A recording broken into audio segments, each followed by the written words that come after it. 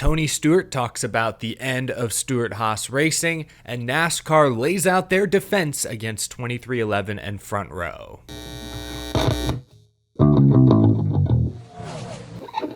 How's it going, y'all? My name is Eric. Welcome to Out of the Groove. Tony Stewart, co-owner of Stewart-Haas Racing, sat down with Kevin Harvick just weeks before Stewart-Haas Racing's final NASCAR Cup Series race. We'll react to what he said and a whole lot more in just a moment. First, this episode is sponsored by B Diecast.com. Circle B is the best place to find your favorite drivers, diecast, present, or past. What is this? Oh, this is way cooler than I could have imagined.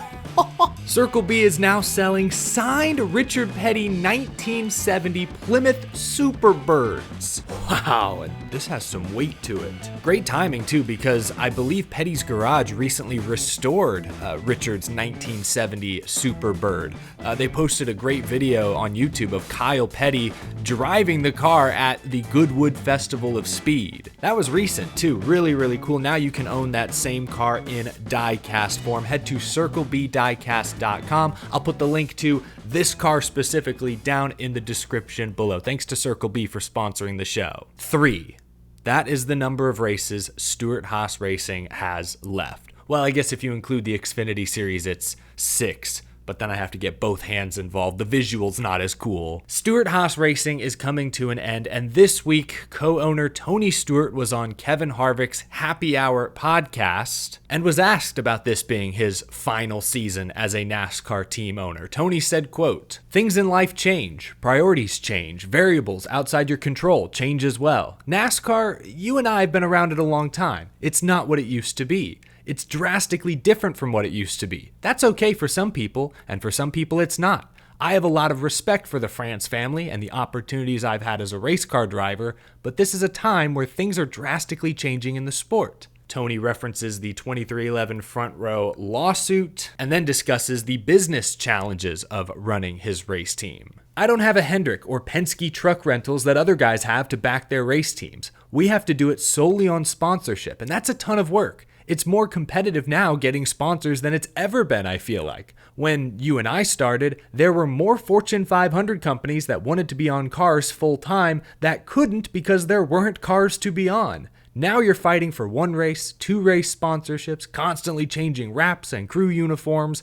The sport is going to be healthy. It's going to survive. It always has. It always will. But I'm happy at this point in my life to make this change. We had different reasons for why we had to shut down at the end of the season, but as time has gone on and watching the owners and NASCAR fight and the chaos going on over there, I'm fine being done with this at the end of the year." In case it wasn't obvious before, I think this confirms that Stewart-Haas shutting down was a Stewart decision, and that's his right. He owns half the team. The sport's given a lot to him, but he's given a lot back to the sport. If he wants to bow out, that's his choice. Tony mentioned a few different factors that led to him stepping away, but really, I think we can simplify his reasoning down to 2 main bullet points. The first and most important one is lack of interest. I think Tony Stewart, beginning in 2020, maybe when Ford told him he couldn't pursue Kyle Larson, became less interested in NASCAR. Tony has always been more interested in other forms of racing, but I think that moment,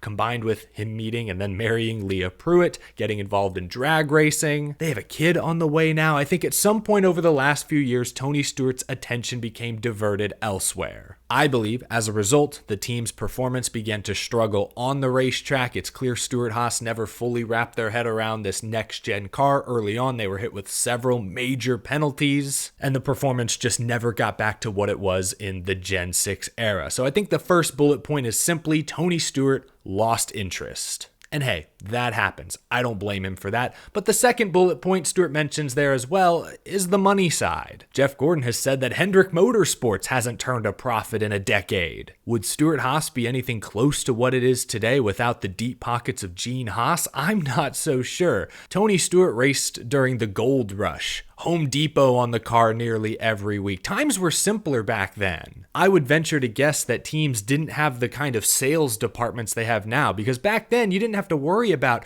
pitching to new sponsors every couple of weeks, constantly putting together new deals. You'd have one, maybe two sponsors. If Home Depot was happy, you're good. Business is booming. Like Tony mentioned in this interview, that's not the way NASCAR operates today. Sponsorship is much harder to come by. It's a grind. And when Anheuser-Busch and Smithfield stepped away, that's tens of millions of dollars that Stewart-Haas Racing lost. It's hard to make the dollars and cents work, and it's not worth the grind when you've lost interest. So I think we can simplify Tony's reasoning really down to those two bullet points. It's disappointing, of course, because Tony Stewart helped build Stewart-Haas into a perennial championship contender. Kevin Harvick was a big part of that. I was interested to listen to this interview because it was just a few months ago Kevin Harvick took kind of a shot at Tony Stewart. Harvick's been critical of Tony and Gene being absent from the racetrack, so I wondered how this interview would go. I mean, it was professional, it was cordial, and some interesting insight provided by Tony Stewart, I felt like. I'll put a link to the full episode of Harvick's Happy Hour down below. It's about a 30-minute interview. I encourage you to check it out. We've got new developments in the lawsuit between 2311 Front Row and NASCAR. We'll get to them in just a moment. I want to give a quick shout out to Opti-Coat. Told you about Opti-Coat Pro ceramic coating yesterday. Forgot to mention that they'll be sponsoring Jeb Burton this weekend at Homestead Miami Speedway. It's always great to see partners from this show go on to support actual race teams, put their colors on the racetrack. Wanted to show them some love. Be sure to cheer on the number 27 Chevy on Saturday. Real quick, let's get everyone up to speed. 2311 Racing and Front Row Motorsports are suing NASCAR on antitrust grounds. They've called NASCAR monopolistic bullies and are looking to transform the way stock car racing does business. They've also asked a federal judge for a preliminary injunction that, if granted, would allow them to continue racing as chartered teams while this lawsuit is ongoing. There's a hearing scheduled for early November that will decide whether or not the injunction is granted, and then the rest of this case will go forward from there. Yesterday, NASCAR filed an official response to the team's injunction request. In the opening paragraph, NASCAR states that the team's motion for an injunction should be denied. They argue, quote, "This lawsuit is not about protecting competition. It's a bid by the plaintiffs to secure more money than they could through arm's length negotiations." I've read through the full document. There's a lot here. Notably, NASCAR says that neither 2311 nor Front Row Motorsports have submitted a transfer request for the Stewart-Haas charters they supposedly have agreed to purchase. NASCAR has to approve each sale. It sounds like that process hasn't even begun.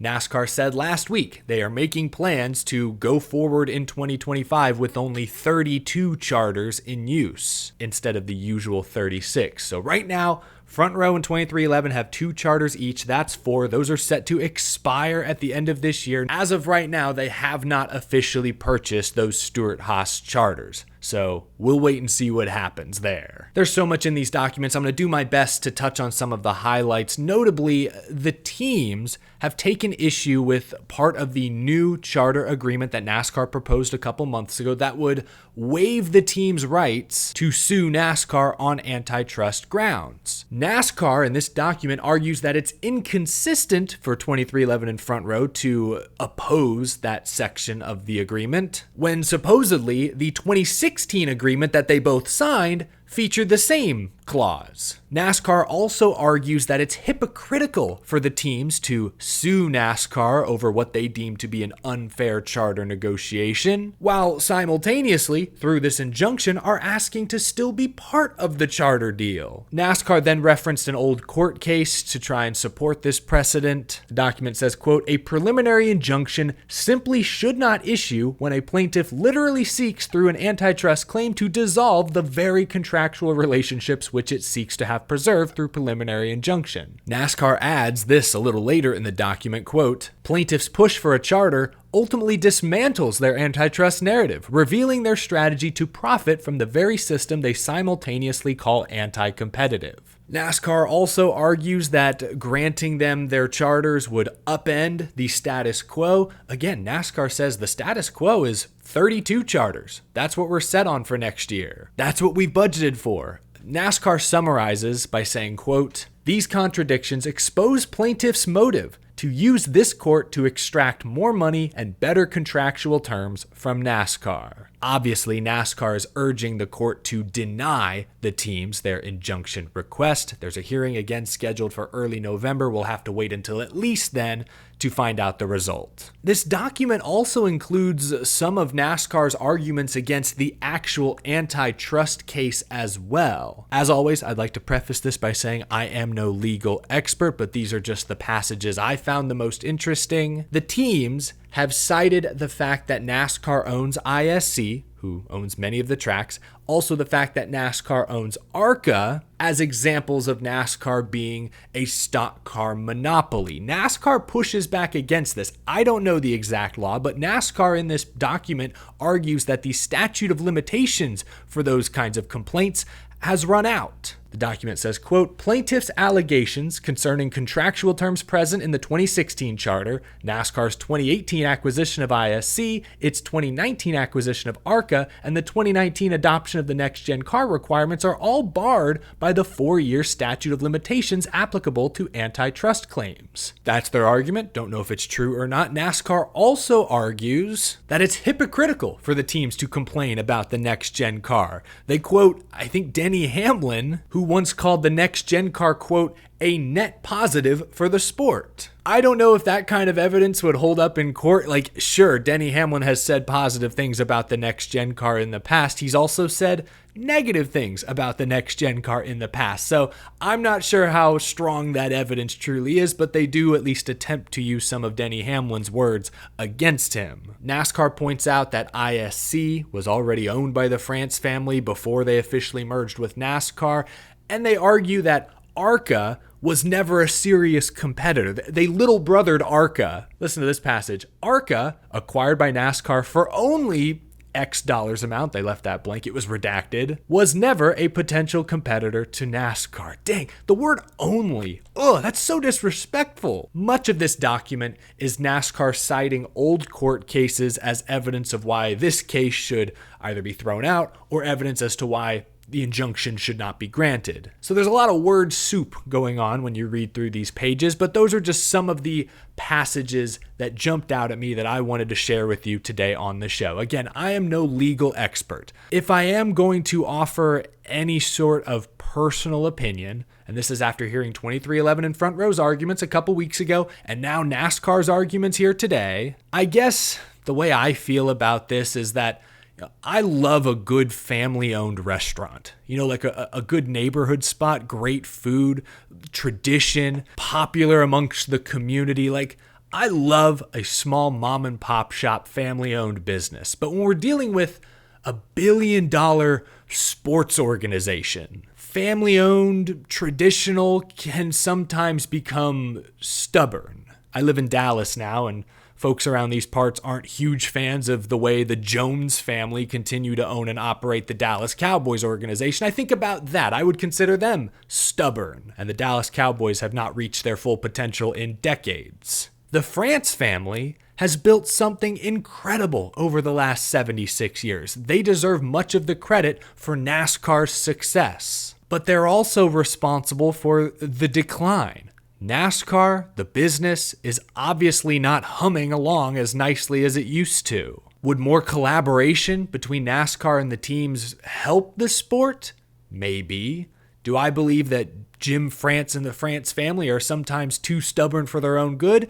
Sure. But when we discuss legality, and again, I have no legal background, after reading all these documents, I fear it will be difficult for the teams to get their way. I know they've hired Jeffrey Kessler, highly respected antitrust lawyer with a ton of victories to his name. But this ain't the first time NASCAR's been sued before, and they've been quite resilient over the years themselves. I have no idea how a judge or a courtroom is going to rule in this case, but fans are so quick to say, 2311 front row, they got this in the bag. I'm not so sure. I may agree with most of their complaints, but legally, do the teams actually have a case against NASCAR?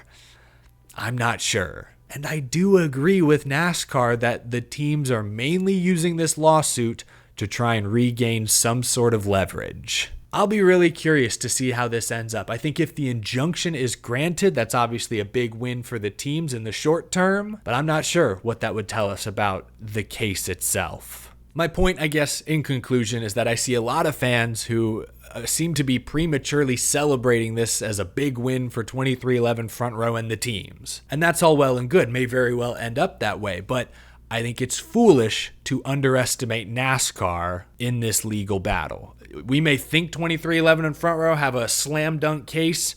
Again, NASCAR has proven to be quite resilient for many, many years. Just something to remember. Don't count your chickens before they hatch, as the old saying goes. That's it. That's my takeaway this Thursday afternoon. Thanks for tuning in, folks. Thanks for watching. Leave a like if you enjoyed this video. Subscribe for more NASCAR discussion every single day. And a big thank you to my very generous Patreon supporters as always. I will talk to y'all again soon. Have a great rest of your day, folks. Thanks again for watching.